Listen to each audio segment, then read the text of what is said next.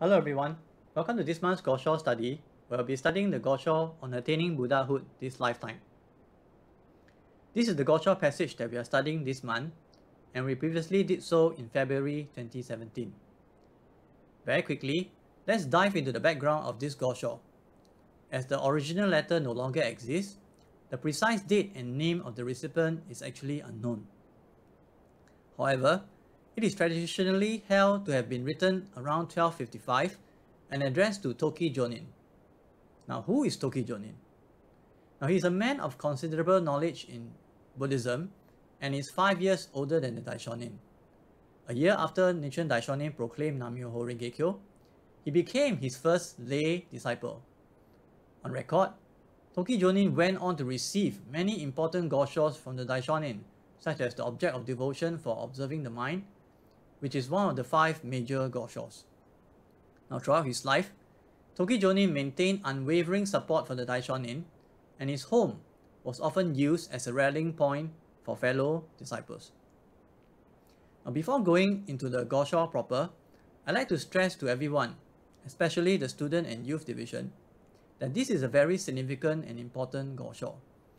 As you can see here, throughout the 27 volumes of the English version of the Human Revolution, Ikeda Sensei quoted many passages from this gosho from 18 different chapters. The 2 chapters highlighted in red are the ones that quoted this month's passage. In the year 2002, at the 50th anniversary of the Soka Gakkai publication of the Gosho Zenshu, Ikeda Sensei felt that there are many aspects of the Daishonin teachings and character that are not fully understood. And so he began a series of lectures to make it clear for all of us. Now, these lectures were later collected as the World of Nichiren Daishonin's Writings, a discussion on humanistic religion. Now, on attaining Buddhahood this lifetime is among the first few goshos that Sensei emphasized, and it can be found in Volume 1. Now, in 2006, towards the Soka Gakkai 80th anniversary in 2010, Sensei poured his life to give us a very elaborate lecture series on this gosho. It is, in fact, one of my personal favorite. Now, I can see Sensei going all out to clarify Nichiren Daishonin's Buddhism, so that all of us can practice it to the fullest extent. In response to Sensei, our organization also held 6 sessions of district study from July 06 to April 08 to study the lectures in depth. Now, this is how important the gosho is. Therefore, for anyone who truly wish to use Nichiren Daishonin's Buddhism to its fullest extent, I strongly urge you to seek directly from Ikeda Sensei through his lecture. A district gosho session like this simply cannot do any justice. Now, to guide our learning this month, I'd like to follow Ikeda Sensei's emphasis on the gosho passages. Now, the entire gosho can be broken into 6 passages with this emphasis. Now, the gosho passage we are studying this month corresponds to passage 4 and is about the basic attitude and approach towards the fundamental practice of chanting Daimoku.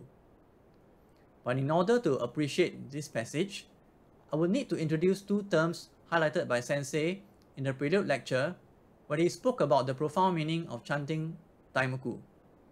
Ikeda Sensei says, there are 2 aspects of the Daimoku in Nichiren Daishonin's Buddhism, the Daimoku of faith and the Daimoku of practice. Now, for those who attended previous month's Gosho sharing, you might immediately recall the bicycle wheel metaphor on the power of faith and practice, where both need to work together for our lives to change. Now, Sensei continues, I paraphrase, the Daimoku of faith refers to the spiritual aspect of our practice. This essentially consists of the struggle we wage in our hearts against our inner darkness or doubt, which manifests as negative and destructive forces in our life.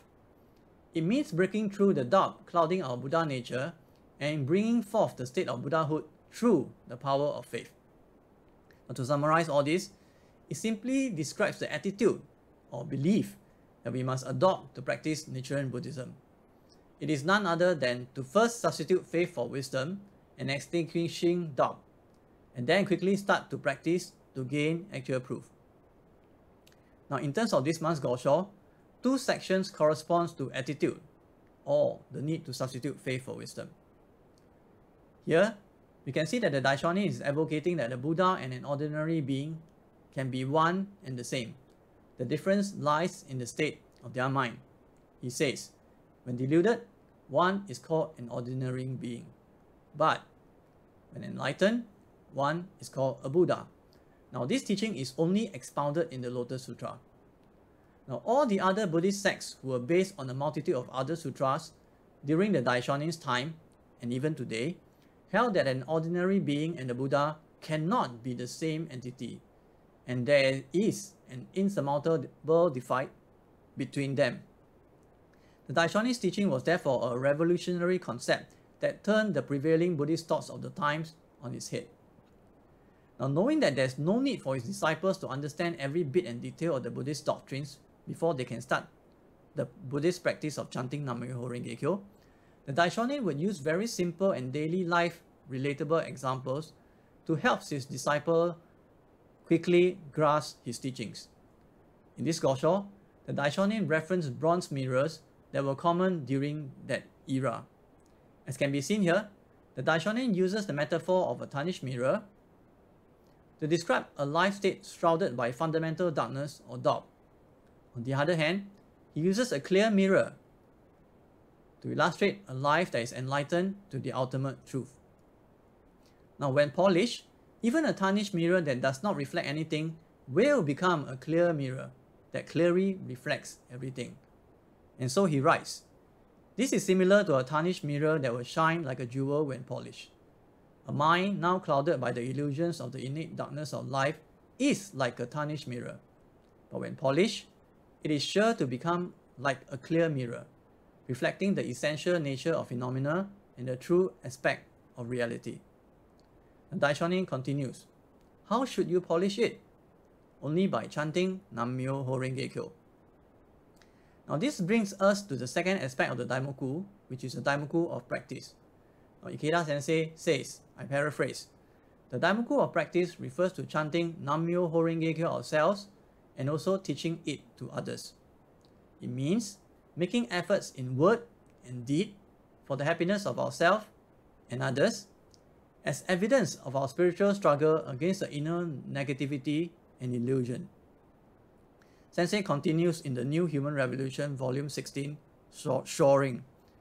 I quote, the point, however, is to the extent to which we struggle on behalf of others, return to us as benefit and good fortune. That is the Buddhist law of cause and effect. It all comes down to whether or not we believe in it. Here, Sensei is again emphasizing on the importance of substituting faith for wisdom. Now, key learning point number 1 sums up what we have discussed so far, which is to firmly believe that chanting Nam-myoho Renge Kyo is the direct path to polishing our life. Now, this brings us to the last portion of the Gosho passage, which spells out the approach or the action that we should take in our Buddhist practice.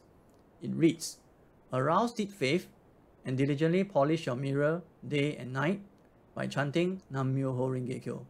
Here, the emphasis is all about taking the two types of action. Ikeda Sensei says, and I paraphrase, arouse deep faith could be articulated as summoning the fighting spirit to bravely challenge our inner darkness. Here, I like to summarize this point using the keyword steadfast efforts. Diligently polish day and night will be to continue to make these steadfast efforts or continuing faith, or the keyword continuously.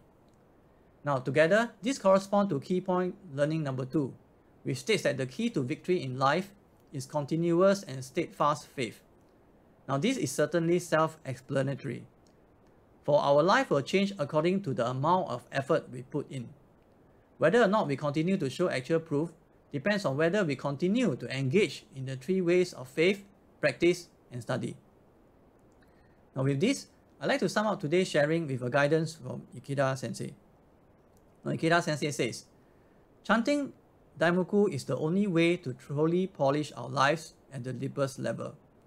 Those who put Daimoku first can thoroughly polish their lives that have been clouded by darkness or ignorance and make them shine like a bright mirror reflecting the Dharma nature.